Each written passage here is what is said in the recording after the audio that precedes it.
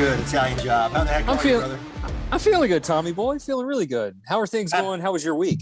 Better, not as good as yours. You had an anniversary, right? 9 years. 9 year anniversary. Yeah, I've been around you crazy HIM, you crazy high impact men, making me a better man. It's been a good week. It's been a Outstanding. great week. I was a day behind, or a day ahead of you. I had a 7 year anniversary at the end of the month and did not go as planned. Supposed to queue and wound up smashing my toe with a 200 pound 6x6. And today's the first day I put on a real pair of shoes. So I'm ready to get back into the gloom and see my friends again. I'm just glad you're wearing pants, Tommy boy. Well, you don't know that. I mean, this is a waist up podcast, my friend. Oh, Look, good we've got stuff. a big crew this week, but before we get into it, anything that you need to put out on the airwaves for the nation? I saw last Friday the News of the Nation dropped, which was great. Tons of content in there as always. I applaud you for putting in the time and making that happen. Anything else that's happened between now and then that you need to share? Yeah. There's one thing that came out this week. It is actually the annual report. So, normally you think annual reports, corporate structure, that sort of thing. But we see it's important now that we have a foundation, now that we have a board of directors, that the Men of F3 Nation knows where the dollars that they donate to certain places, where they go. So literally, you can check out the F3 Nation annual report, see what's going on around the world with expansion opportunities. You can go to f3nation.com, go to the About tab, and then look for annual reports. So all the 2021 stuff is there. So check it out, see what's going on, how much we budget for certain things like Grow Ruck events, how much we spend, how much we budget for travel, for all the things. It's all there. And Slaughter wanted to make sure that every man a part of F3 Nation had access to it. And so it's all out there. You can check it out. Outstanding. Good stuff. We've got a peanut gallery of a group of guests today. I feel like I'm walking into a Five Guys with all these nuts, but we've got a really great conversation to set the table very quickly before we bring them on. I think it stemmed from our F3 Dad Camp conversation. Slack started being bombarded with guys either asking or sharing about retreat ideas, whether it was a shield lock retreat, a regional retreat, an SLT retreat. And that kind of connected some dots. You reached out to the guys in Toledo. We've got some guys in Greensboro that have done a slightly different variation of a retreat experience. So we figured let's bring them on. Let's popcorn some questions their way, and then ideally connect the dots between their ideas and the guys who are seeking to replicate it or build upon it. So without further ado, let's start in Toledo and welcome the guys from F3 Toledo. We've got Mulcahy, we've got Ollie, we've got Belding. Fellas, welcome to the show. We'll go round robin. How long you been doing F3? Who EH'd you, and how'd you get your name? So I can start. So my name is Steve Fell. I'm 48. And my name is Mr. Belding. I was EH by Colonel, and I got my nickname because I was a secondary school administrator for 15 years and was named after Mr. Belding from Bayside High on Saved by the Bell. Outstanding. Strong. I'm Mike Dandran, 58, Mulcahy. Got headlocked by a guy named Speedo here in Toledo, but only been at it for about a year and a half.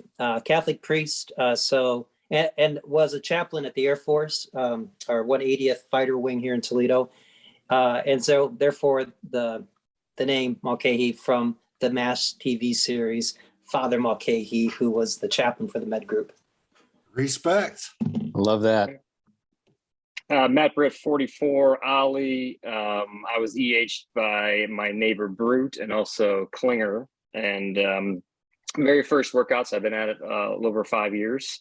And how I got Ollie was for the movie Hoosiers. I played hoops, so I'm all of probably 5'9" maybe. And so I guess I have an awesome potty shot. And so, but that is my movie, and I reference it a lot. And there's a lot of guys in the pack, younger guys that haven't seen it yet, so I'm constantly telling them they got to see it because it's a classic. Yes, it is. Well, fellas, we appreciate it. We'll start with you, but before we do, let's introduce the Greensboro guys as well. Sack, why don't you kick us off?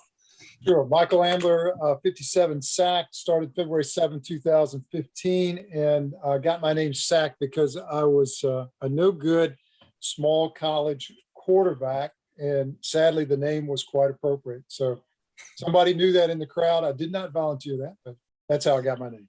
Sack, what Respect. school was that? That was Elon. Elon. Yeah. I know We where were the Elon is. We were the Fighting Christians back then, by the way. That has Now- changed. Where are we're they the now? The Phoenix. Phoenix. The Phoenix. Yeah. Yeah. Yeah. Sacked is also the current Nantan of F3 Greensboro. So another tip of the hat there. And Snowflake. Scott Kinsey, 58. I was EH by the guy in the left-hand corner on my screen, Tommy Boy. 6 years ago this month. He stayed out on me for about 6 months before he convinced me to get out. So I'm thankful to him for that. And then my name is really a roundabout way. I grew up in South Florida.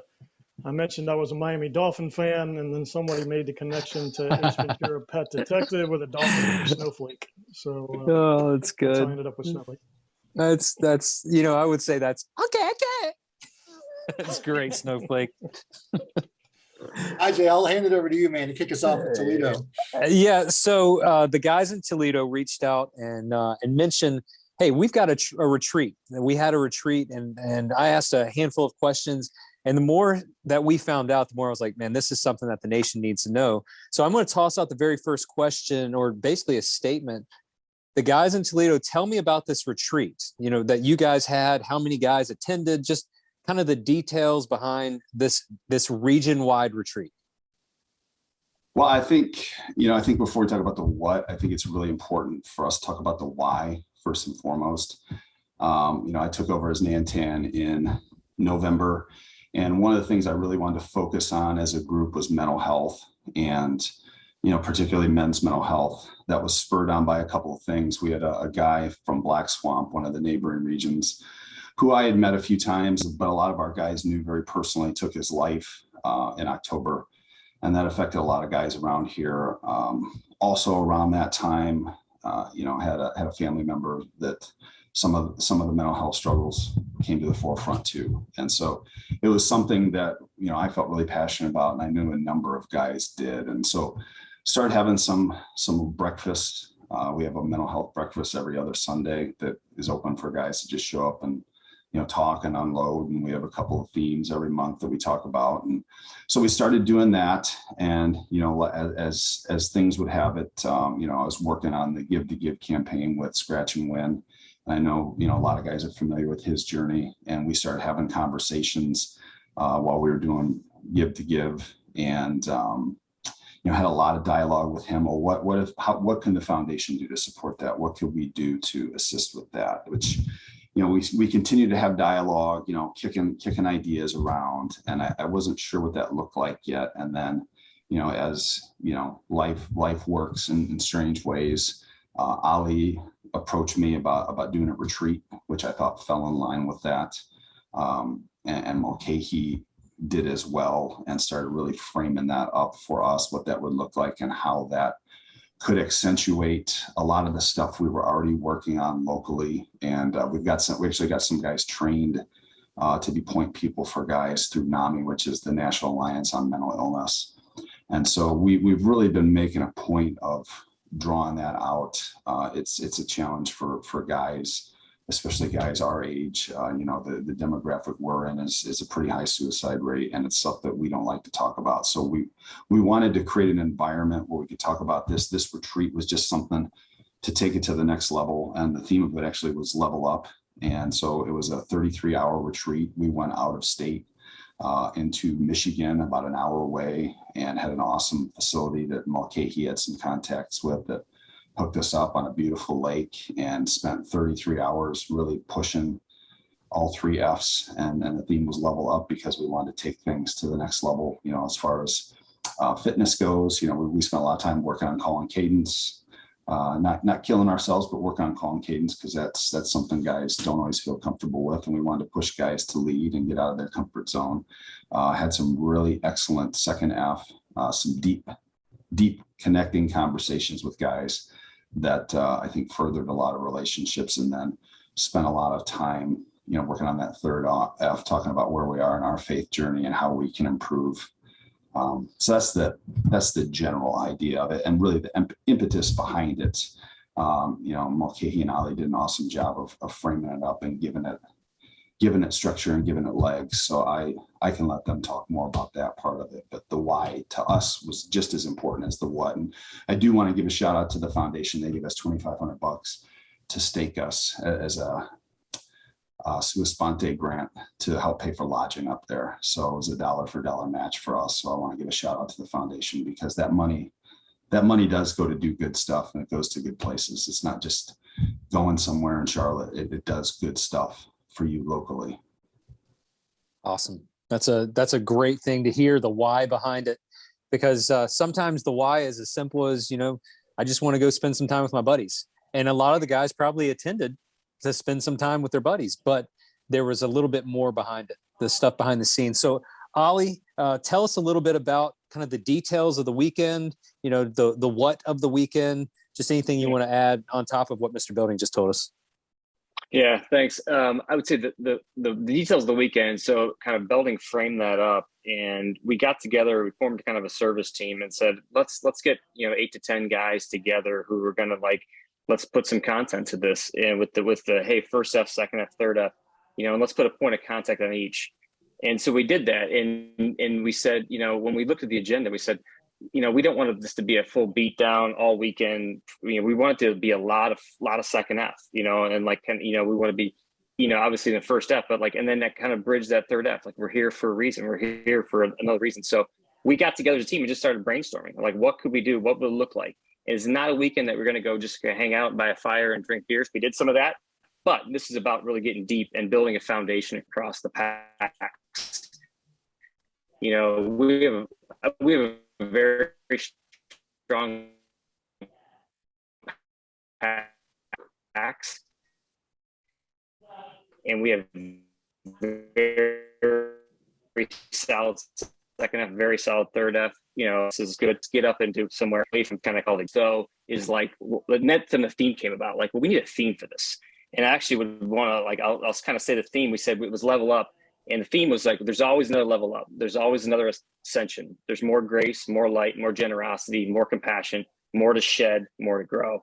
And that kind of served as the basis of it, right? So what we got into was we got some deep second F content, and we actually modeled it a little bit around, John Elder's book, Wild at Heart. And so we had some really good conversation with some deep questions early on. I mean, the first question we talked about as a group was, how would the world describe you as a man? And how do you describe yourself as a man? Right. And so, so that sets the foundation for the weekend and who we are, because ultimately we want to leave there better men. We want to leave there better leaders for our family, better leaders for our packs. So.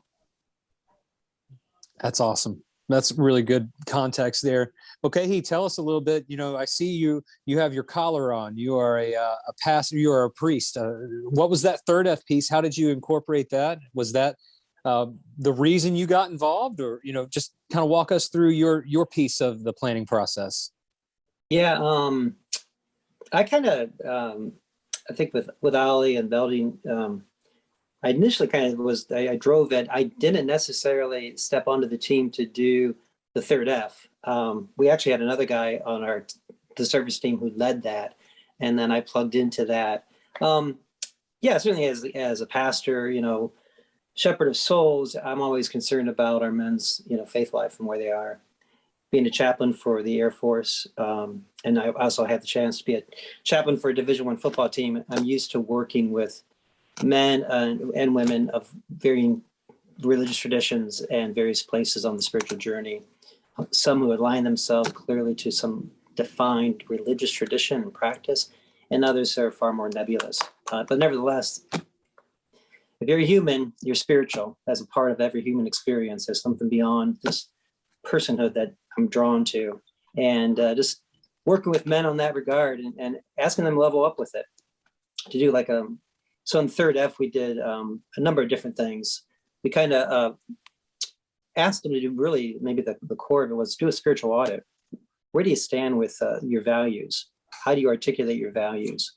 How you're connecting to that source that you call God to be a source of strength in being consistent and practicing those values.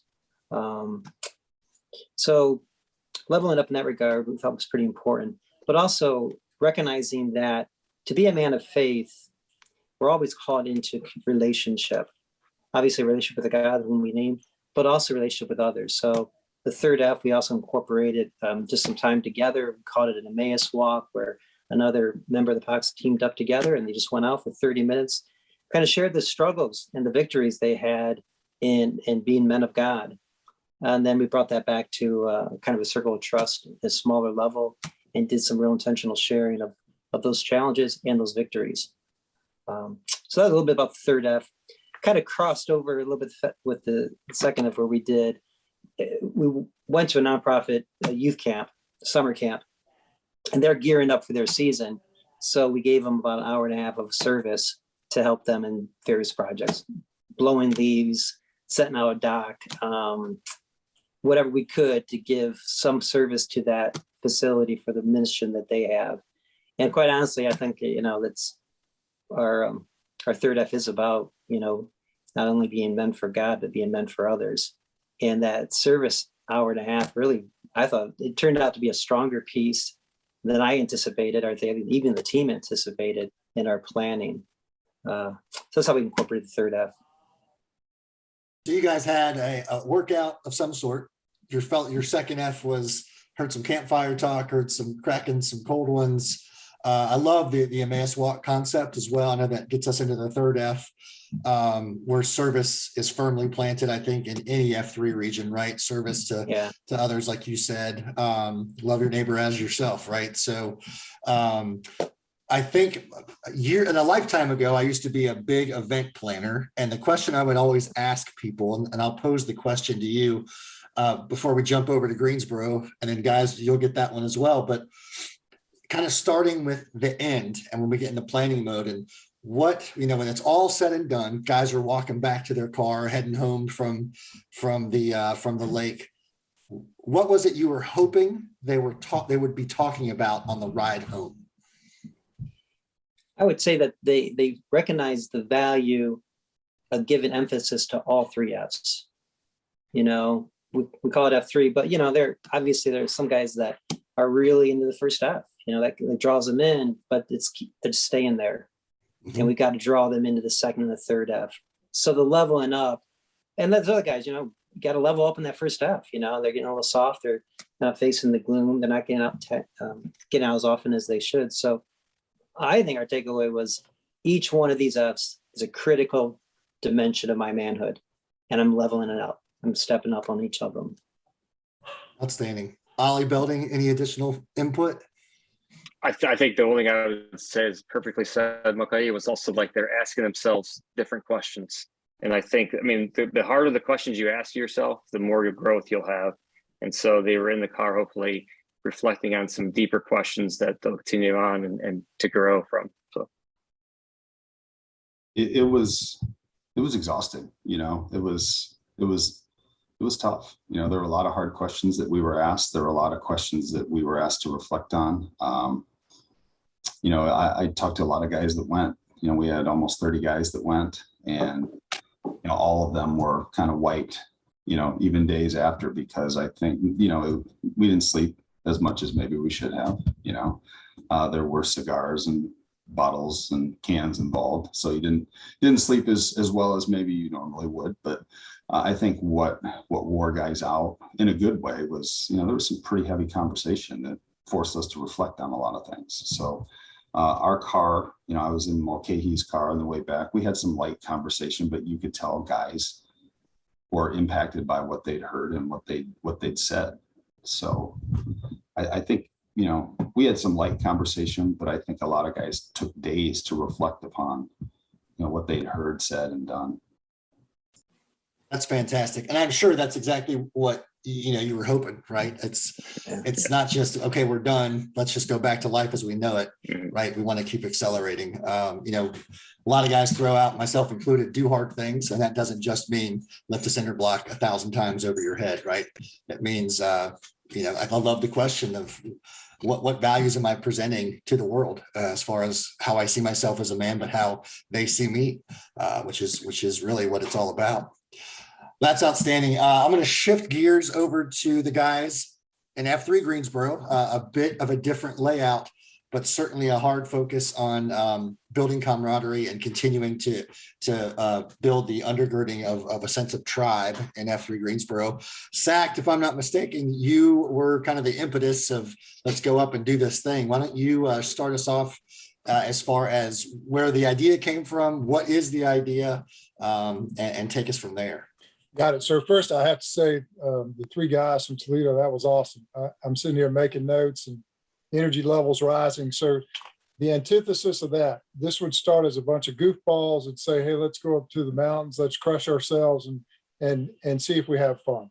So back in 2015, we started, I'd been in F3, I guess 3 or 4 months, just, that whole dance where you're starting to meet new guys. Hey, it seems like a cool dude. This guy's pretty cool. And you're working out and we're talking, we're probably doing, 1 million push-ups or Merkins, so 1 million lunges and saying, hey, how about we go camping, see if some guys want to go camping. So we had about 8 or 12 guys that said, hey, we're in.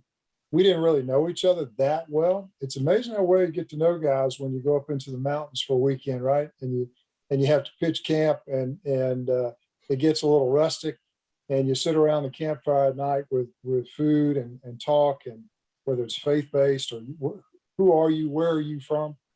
And it was just fantastic. So I would say it was not an organized event. There was no planning, and Snowflake's going to jump in here with me because he's added a ton to getting us organized, along with 2 other guys. Double Check has helped us a lot in Phoenix, and they're on our committee of 4 now. So it started with just 12 guys. We got up there. It was a pretty tough beatdown. We did, maybe the guys in Toledo don't know, but Italian Job may know, we camp at Grandfather Mountain Campground, which is in Banner Elk, North Carolina, and not far. And you can see it as a pretty good high mountain called Grandfather Mountain. And along Grandfather Mountain are all different kinds of trails, different levels. And so first year we said, hey, no problem. We'll take Profile Trail, go all the way to the bridge and back. That should be not too hard. So 7 hours later, when we finished that, we could barely walk to our cars. Snowflake knows what I'm talking about. You do too, TV, but we got back to the campground that Saturday night. We go up Friday night, got back Saturday night, we could barely walk, took our showers, and sat around. And you know how we F3 guys are. That was awesome, man. That was great. I feel terrible. This sucks. Everything hurts, but I can't wait to do it again. And by the way, we should invite some more people. So 2015, 8 to 12 guys. Last year, we missed 1 year because of COVID, unfortunately. Last year was our 6th. We had 80 plus Snowflake, 80 plus people. And it went from men to 2 or 3 years in. We said, hey, guys wanted to bring their sons. Can I bring my son? Well, it kind of takes, how we are, kind of takes away from the original intent, but sure, bring them in. Great success, brought them in. So it kept going from like 12 to 20 to 30 to 40 and 80 plus last year. Last year we did for the first time. Now it's quite organized. We have 4 of us on the steering committee. And then as you guys know with F3, once you get there, all the guys chip in. So you got 30 or 40 men helping cook, want to help cook, want to take trash, setting people's camp, helping people with everything that goes about it. And now we have, instead of 1 hike, we have 4 different hikes. We're too big now to go at one time up the mountain. So we'll talk to the rangers before we even arrive. They clear the path for us. We've got 15 to 20 that launched, and 10 minutes later, 15, 20, and so forth. So 4 different levels, from basic to crush you, and anything in between. We have a person assigned, safety, all that good stuff. So we do that on Saturday. Friday night's just hot dogs, cooking out. We got a guy who brings a cooker now. Get camp set, have a good time. Everybody gets to know each other, introduce everybody. Kids can run around. Saturday, we take off, big breakfast, 8 a.m., hit the mountainside. We get back late afternoon, clean up.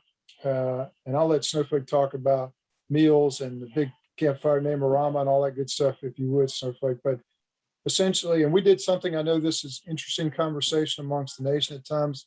We kept having dads, I'm a dad with daughters, saying, hey, I'd like to bring, I'd come if I could bring my daughters too, the young girls. And I was always in the camp. Now, this is the dude stuff. This is guy stuff. This is what we do. And so Snowflake and Phoenix and Doublejack we all got that request again last year. We said, what are we missing here? If we're missing out on men getting up there and benefiting from it, getting to know them better, simply because, opened it up. A lot of guys new guys came, brought their young girl. It was fantastic. The kids played, it's funny, little kids don't care. They're going to run around and teach us a lot, right? If you watch them and observe. So we had a great time with that. So I'm not sure if I answered all your questions, Tommy Boy, but it started small. It's grown. It continues to grow. We'll have a bigger group this year. We get a big meadow in the back of the campground. So we have all of our cars, all of our tents, kitchen area, everything. We have it to ourselves. The campground's great. They love us. We leave it better than we find it. So everybody's pretty responsible with that. And in the end, the coolest thing for me is the relationships that have developed. I mean, I've gotten to know about guys when you sit down and you're smoked, you sit down, have a nice meal on Saturday night with a cold beer around a campfire, and you just sit and listen. Amazing the bonds that are, as you guys all know on this call, that are strengthened. And so I'll answer your question, Tommy Boy, and then I'll be quiet. And that is, my hope is that, and we hear this all the time, they get in the car, they're all smoked, and they say, that was phenomenal. Little kids say, hey, that was awesome. I can't believe I climbed that mountain and can't wait to do it again next year. That's our hope. And also the other comment, I'm going to make sure so-and-so brings his kids up the next year. So that's quick and dirty. Snowflake, if you want to jump in, man. Yeah, I would just add about the decision about bringing daughters. I've got a daughter much older now, but there was a lot of conversation about that. And two takeaways from me after that I think are positives. One is it gives the daughters an opportunity to see other him out there and how they interact with each other. And I think one of the most interesting takeaways for me was the young boys seeing these girls smoke them on the mountain. Yeah, that's right. A whole different respect for what girls can do. Great point. Kind of changed some attitudes on those cocky young 2.0s. So and we had a couple girls that just smoked everybody, smoked us and the boys as well. Yeah, so Sack was the driver on this thing. I think the important thing for us is to have that team to divide the responsibilities, because with 80 plus, it gets more challenging when you're talking about food. There's some expense there, so we do charge a small fee for the camp fee and covering the food and stuff. And it's really just planning. So, we've got our first planning meeting next week for camp trip that's at the end of the month, where we'll get into the food stuff. We're real fortunate that Phoenix is the guy with the cooker, and he's a professional griller. He tows that thing up behind his SUV every year and allows us to cook for 80 guys. So Sack's done a great job of taking notes every year. So we refer to previous year notes on how much did we buy, how much were we over, how much were we under, and it's become almost a science. So I think just keeping that feedback and making sure that's available for the next guys that step up to take a lead is important. I too was encouraged by some of the things I heard from Toledo. I think there's some things we might be able to add to our trip. More of the third F component. I think we pretty got the first and second F down. I don't know, other than the Circle of Trust, where we do name a lot of 2.0s and things like that on Saturday night. Incorporating more of the third F would be good thought for us to try to figure out how to make that work. So Tommy Boy, I don't know if you're taking notes. I can't keep on top of how much good stuff is coming out. I can't write it all down. I think I'm on my fifth note card. So yeah. There you go. I'll tell you guys, what I'm hearing here is this stuff doesn't just organically come together. It requires a little bit of work behind the scenes, and you learn a little bit here, maybe modify it for the next go round. So I want to ask, and it's open-ended to whoever wants to answer, what are some of those lessons that you've learned as a region thinks about starting some kind of a retreat? What do they need to know? What are the lessons you guys have learned from doing this, that where you've cleared the path, you've lit the way? So what are some of those things you've learned that you can share with the guys who are considering doing this for the first time or modifying from a previous trip that they've done as a region? I'd start off with, at least here in Toledo,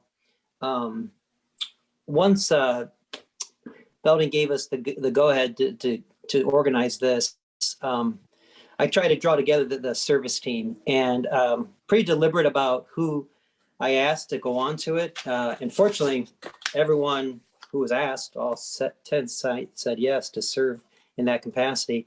But that team, I wanted as much of diversity in people attending different AOs and guys who were different in terms of their emphasis, whether on rucking or running, or whether emphasis was on the third F or the second F. So I think that, because I knew that if we present this, it's a new concept, never been done before, and it's the credibility it's behind those men who were organizing it that would draw the guys in.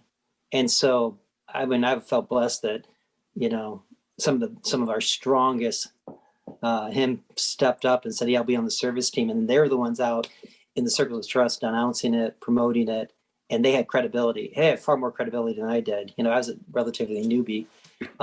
So getting, at least at the first go around, getting that right service team or team together to organize it and buy into it so that they can sell it to the other packs. Yeah, I think it's really critical. Is we had some guys that were real stalwarts and anchors that, you know, guys went, I think, because of those guys, you know, and, you know, the guys that signed up early were guys that people pointed to as leaders that they looked at and said, okay, Ollie's gone, I'm in, you know, Trinity's gone, I'm in, Mulcahy's gone, I'm in, Riggins is gone, I'm in. And so there was that was really critical. I can't emphasize that enough. I would say from our side, what do you identify your barriers for the event? So we would say, and stuff like you correct me, cost. We really focus, and we do every year, on keeping it extremely inexpensive. So it's plan the event, or don't make cost a barrier. Don't make who can come a barrier. We learned that lesson. You know, we get in our own way sometimes. Find an area that's group centric, meaning you can be together as a group and not separated, split, and in small groups form out of it. You guys, like in Toledo said, make sure, I think, incorporating all three Fs really adds to it, spices it up a bit, and make it simple for the people who are attending. A lot of these guys like Snowflake, Double Check, Phoenix, and a lot of others do a lot of behind the scenes work, so that all these folks have to do is show up. There's a simple Venmo process. They pay, then they get their food, they help out, they get their hiking, they get their tent areas, and enhance the enjoyment for them so that they then turn back in and help themselves as well, or help us. Yeah, on the cost perspective too, we make clear that if you can't afford it, don't worry about it. Still sign up. So you know, we've got guys that you know, will step up and cover folks if they can't cover the cost. Good point. The only other thing I'd add, Zach, is the most important thing, Tommy boy, is to remember to bring your tent poles. That's critical. Yeah, that's a critical item, right? Hey, but it was fun for the rest of us, right? I'm glad that I can provide entertainment and long-lasting stories to everybody that I experience my life with. You're welcome. So, fellas, this is great. Like I said, I literally have 5 note cards here in front of me. Guys in Toledo, as a Greensboro man, you know, thank you for sharing. A huge advocate for mental health. And what I didn't know before our conversation is that that's how you built this retreat opportunity for men to experience. Like you said, we don't talk about it enough. And yet so many of us, that there's that weight, right? And we're not in F3 to carry weight by ourselves unless it's Iron Pack Challenge, right? We're here to carry weight as a tribe. So let me do this. I'm going to throw out kind of a final question to you. And if you guys want to round robin it, that'd be great, because it's open to all of our guests. But we're always talking about being hard chargers, high impact men. So what value personally, just your own personal opinion, what value have you found by taking time to retreat? I mean, I'll start. I would say the value I've found is that, I mean, I describe myself as a hard charger, go-getter, but it's allowed me to reflect, to grow as a person. And I found value in defining myself as a man of God and defining myself as a man for others. And I can't be the father I want to be, or the husband I want to be, or the leader I want to be at work without the connection points that the brotherhood I built, or we built in kind of in the Toledo region and across the community, you know, charges me up for. So I think that this kind of retreat just kind of amplified that. And it'll continue to amplify the connection and the proximity you get to see with the packs every single day through workouts and Bible studies and all second half events. Yeah, I would echo that. For me, it's the connections. My kids are now late 20s, early 30s. So I found my friend group when they were young was through their friends' parents. And when they went off to college and left, that kind of dissipated. And F3 was able to give me connections I didn't have. So in the camp trip, just as Zach said, I got introduced to more guys than I knew. Greensboro is a big F3 group. We've got about 37 workouts or 30, I don't even know how many anymore, a week. So there's a lot of guys that participate that I had not met in the camp trip, gave me an opportunity to make those connections that I hadn't been able to make before. I think for me, it was in addition to what Ali said, it was a great opportunity to just unplug. I set my phone in my room, and at one point I just took my watch off because I didn't care. And that's, in a society where you are on all the time. I'm looking at my phone right now. I got emails flying across my screen. You're on all the time. And it was nice to just set all that crap aside and recharge a little bit and hang out with your friends and do some reflection. And that was a great feeling to not be tethered to that phone or that computer. And just, it was kind of liberating and freeing, just to have that time to stay away and focus on yourself. I think everybody just heard that sound and their butt clenched a little bit because we know, like to your point, right? We know what that means. And all I of a was sudden, right on cue, wasn't it? Yeah. Right Did you cue. plan that? You planned that? No, I did not. I did not. Belding knows how to make a point. Anybody else, gentlemen? Just again, the goal here is, we want to perpetuate why regions should try this thing. Yeah, I just add to what somebody said, it's the bonds that begin to form, and then the bonds that have been there, but then they strengthen. And the other thing is, I will always take a moment each night, sit down and watch the joy on not only the kids' faces, but our guys.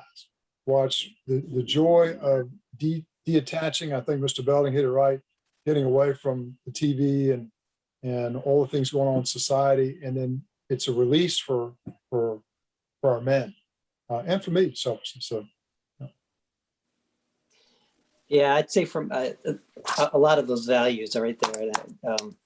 I just increasingly at 58, I have a lot of values, obviously, but I'm increasingly valuing having fun, playing, and that's why F3 has enriched my life that way, is that I got guys that we got similar interests in terms of athletics and fitness and just playing, getting down on all fours and doing the bear crawl bear, I don't have many Catholic priests who want to do that with me.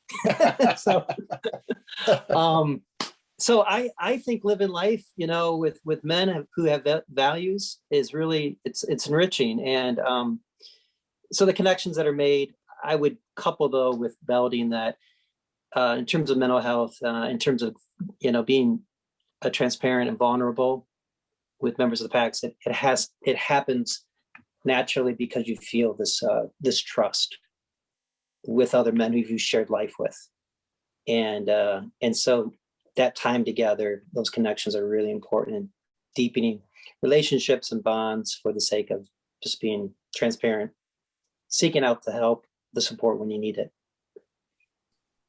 Well said. You should go into some sort of career dimension where you can speak and share your thoughts with other people. Well, we appreciate you guys coming on. Very, very brief challenge we're trying this week. Podpackers, however you're engaged with your region, take it to the next level. Okay, you just kind of said it, like take it outside of yourself. So if you're on Slack, put an ask out there on Slack on how you can start the ball rolling in your region to get away and to retreat. If you're on Twitter, put out a DM to a guy that you've heard or seen a note come across the wire on. But like my dog said, but get out there and find out. I think what Tommy Boy's going with here, and his dog is joining in the yes, exactly. Is to reach out to your guys. Yep. And reach out beyond yourself too, because we don't all have the answers and we're not supposed to. If we think that we're always supposed to be that level of on, we're going to fail every day and feel like a failure when our head hits the pillow. So if you have the knowledge, share it. If you're seeking the knowledge, ask for it. You have a wealth of guys across F3 Nation that are dying to give it away or to receive it. And with that, Italian Job, if you'll take us out, you shared a great 9 lessons you've learned in your 9-year anniversary. If you would take us out with that, I can't think of a better way.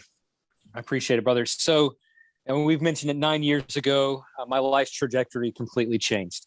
A friend of mine, Peach, respect, had been telling me for months, hey man, you would love this. You should come out. You should come out. And for months I was like, yeah, no, I don't really want to do that. And then I went out and I had no idea the gift that he had just given me. And what I've learned in these 9 years, being surrounded by mentors, by leaders, by friends, the sweat and the blood that I've shared next to guys that I trust with my life and I trust with my wife. I've been unlocked. I've been encouraged. I've been loved. I've been supported. I'd hate to think of where I would be today if it weren't for the men, the high impact men that have surrounded me. I've been blessed to surround myself with for 9 years. So in the 9 years, I wanted to keep it real simple with 9 lessons I learned in the gloom, and here they are. You can go a lot further with others by your side. Number 2, men need challenges to stay sharp mentally, physically, and emotionally. Number 3, confidence is built by setting and accomplishing goals. Number 4, competition makes us better. Number 5, sweat and shared suffering build strong bonds. Number 6, if you're not accelerating, you're decelerating. Number 7, you're stronger than you think you are. Number 8, the COT is great therapy. And number 9, friends make life worth loving and living. We are blessed. We have the antidote to male loneliness, and it's our job to give it away. It's our job to give it away as frequently as possible. We are making waves and changing lives. We should be the change we want to see in this world. Be a beggar showing another beggar where to find bread. We have something the world needs, and it's incumbent upon us to give it away. So, Tommy boy, with that being said, thank you, the men who are on this call today. Thank you guys for the opportunity to just get to know you a little bit. But again, for guys who are looking to contact and ask some questions, from Toledo, Mr. Belding, Ali, Mulcahy, from Greensboro, Sacked, and Snowflake, Tommy boy and myself appreciate you. We love you, men. We thank you for your willingness to share what you've learned, to show other regions what works. So thank you for that. Tommy boy, thank you. I love you guys. Have a great weekend, and we'll talk again next week.